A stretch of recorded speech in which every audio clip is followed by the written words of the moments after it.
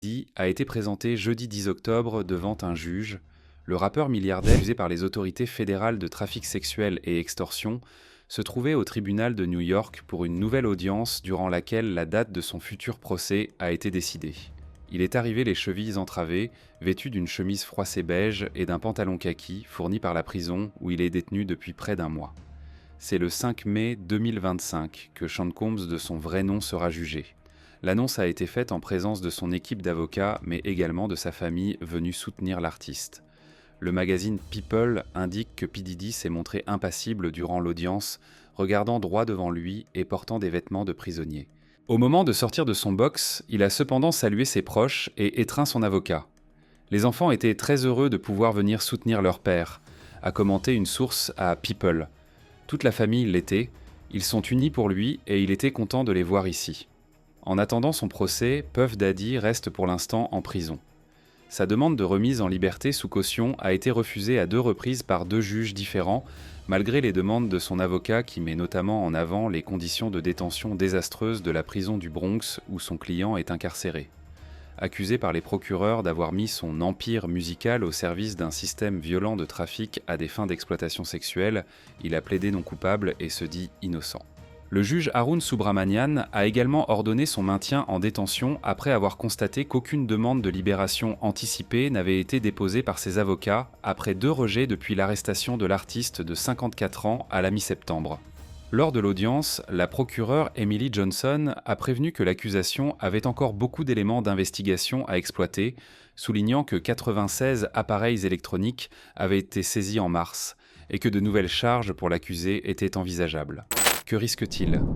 Les éléments accablants se sont multipliés, notamment les enregistrements vidéo des grandes soirées qu'il organisait et les preuves retrouvées en mars lors d'une perquisition de ses résidences de luxe à Miami et Los Angeles, dont des bouteilles de lubrifiant et des armes. P. Diddy a reconnu un comportement inexcusable.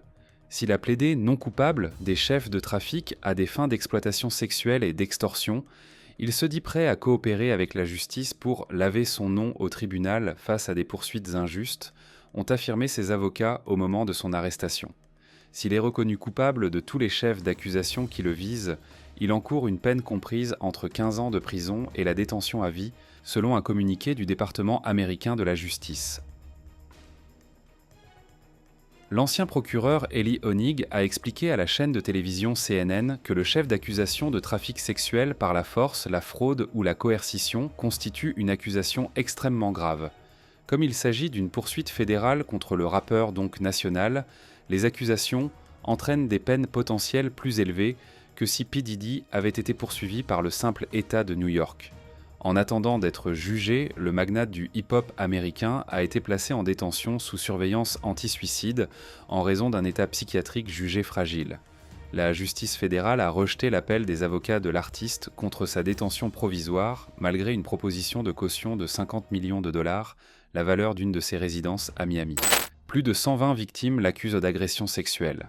Arrêté à New York le 17 septembre, P. Diddy a été inculpé dans la foulée après de longs mois d'enquête.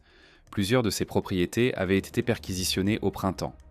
En parallèle de ce procès pénal, le rappeur de 54 ans est aussi poursuivi au civil par plus de 120 victimes, dont 25 mineurs à l'époque des faits, qui l'accusent d'agression sexuelle selon leurs avocats américains.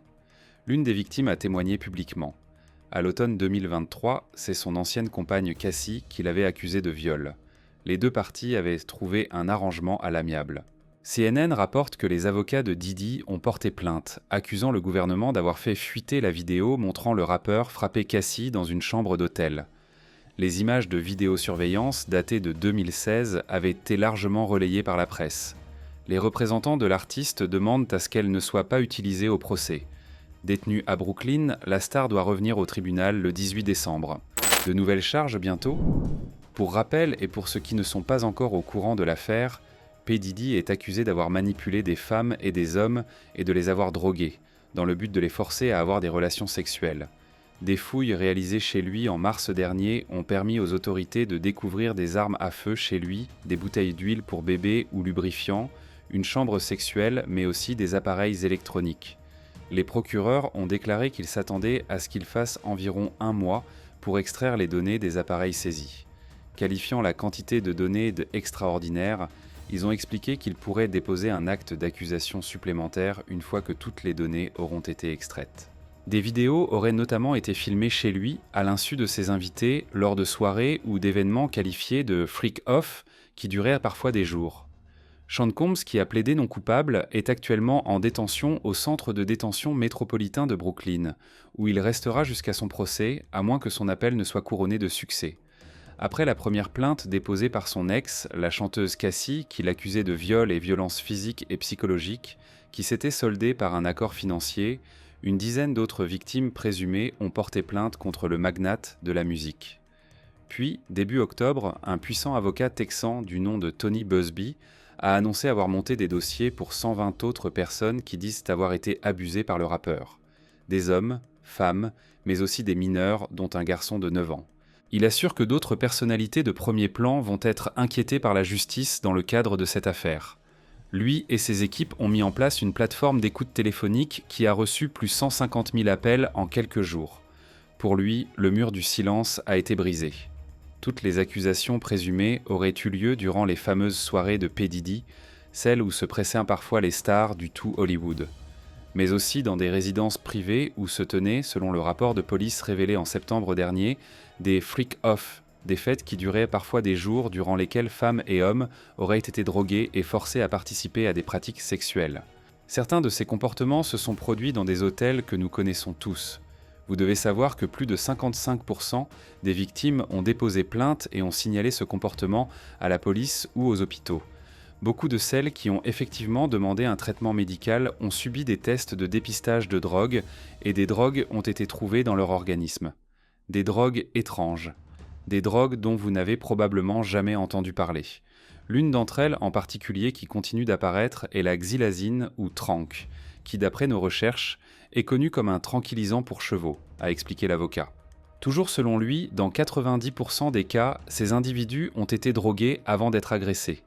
Lors de soirées organisées par le rappeur et producteur, aussi connu sous les surnoms Puff Daddy, lorsqu'on vous tendait un verre et si vous refusiez de le boire, on vous mettait à la porte, a complété le maître en relatant le témoignage d'une victime présumée. Certaines victimes, mineures à l'époque des faits, étaient parfois très jeunes, selon l'avocat, qui a pris en exemple le cas d'un garçon âgé de 9 ans lorsqu'il a auditionné pour le label de P. Diddy, Bad Boy Records. Racontant les récits de plusieurs personnes, Tony Buzbee a promis qu'au moment venu, nous révélerons les noms autres que celui de Diddy non, et il y en a beaucoup. La liste est longue. Mais avant cela, en raison de la nature de cette affaire, nous allons nous assurer que nous avons raison. Le plus grand secret de l'industrie du spectacle, qui n'était pas vraiment un secret, vient d'être révélé au monde. Mais nous devons également inclure les entreprises qui ont profité de cette culture et de ces attitudes. Je parle de vous, les banques, les compagnies pharmaceutiques, les hôtels. Une mise en garde sérieuse que les concernés ne peuvent ignorer. Quant à P. Diddy, il n'est pas la première célébrité à être dans le viseur de l'avocat. En 2022, il a représenté un groupe de 22 femmes qui ont intenté des poursuites pour inconduite sexuelle contre la star de football des Cleveland Browns, Deshaun Watson. L'affaire s'est terminée par un règlement à l'amiable. Il s'occupe également de 4 personnes accusant le chanteur Chris Brown et son équipe de violence lors d'un concert au Texas. L'affaire est en cours. Un autre dossier médiatique est celui du drame d'Astroworld, un festival organisé par Travis Scott au cours duquel 120 personnes ont été blessées ou sont mortes lors d'un mouvement de foule. Il a réclamé au nom d'au moins une victime morte par asphyxie 750 millions de dollars de dédommagement. Là encore, un accord resté confidentiel a été trouvé entre les deux parties. Donc, comme je le disais, il a de quoi inquiéter les suspects ou toutes les personnes impliquées dans les accusations contre P. Diddy. Tout comme vous, on se demande qui sont-ils concrètement. Justin Bieber brise le silence sur l'expérience cauchemardesque de Diddy devenue un enfer personnel. Selon un article de The Mirror US et The Irish Star, Justin Bieber aurait vécu un cauchemar et un enfer privé avec Diddy. Bieber aurait brisé son silence auprès de ses amis sur ce qu'il a subi aux mains du magnate de la musique en disgrâce. Bien que Bieber n'ait pas encore parlé publiquement de Sean Combs, une source a parlé à In Touch Weekly de la façon dont le chanteur canadien réagit apparemment à la nouvelle et de sa propre situation personnelle avec l'homme de 54 ans. La dernière chose que Justin Bieber souhaite faire est de revivre ou même de discuter de son amitié compliquée avec Diddy, a déclaré la source. Diddy a connu Bieber depuis ses débuts dans l'industrie du rap à l'adolescence. Usher, l'un des mentors de Diddy, avait encadré le natif du Canada. Justin a également collaboré avec Diddy, leur partenariat le plus récent étant sur le 5e album studio du rappeur, The Love Album, Off the Grid, avec la chanson Moment. De nombreuses vidéos de moments passés entre eux deux au fil des ans ont refait surface depuis le scandale Diddy. Plusieurs de ces clips ont circulé, ce qui a suscité l'inquiétude de certains fans. Ces vidéos refont surface et les liens entre les stars ont amené les fans du Canadien à regarder ces associations avec d'autres stars sous un jour totalement nouveau, selon la source d'InTouch. Justin Bieber a été franc sur ses luttes passées tout au long de sa carrière, comme sa lutte contre la toxicomanie, ses pensées suicidaires et sa dépression, notamment dans un documentaire de 2020 intitulé « Justin Bieber, Next Chapter ». Dans une interview en larmes avec Zane Lowe d'Apple Music en 2020, l'artiste de 30 ans est revenu sur son passé en disant « C'était dur pour moi d'être si jeune et d'être dans l'industrie et de ne pas savoir vers où me tourner et tout le monde me disait qu'il m'aimait et me tournait le dos en une seconde. » Aux dernières nouvelles, Justin Bieber se concentre sur sa femme Hailey, qui lui apporte un soutien considérable, et sur leur fils nouveau-né, Jack Blue. On se donne rendez-vous pour une nouvelle vidéo et de nouvelles mises à jour sur l'affaire P. Diddy. Vous pouvez consulter les articles utilisés et les sources de nos propos en description. À bientôt.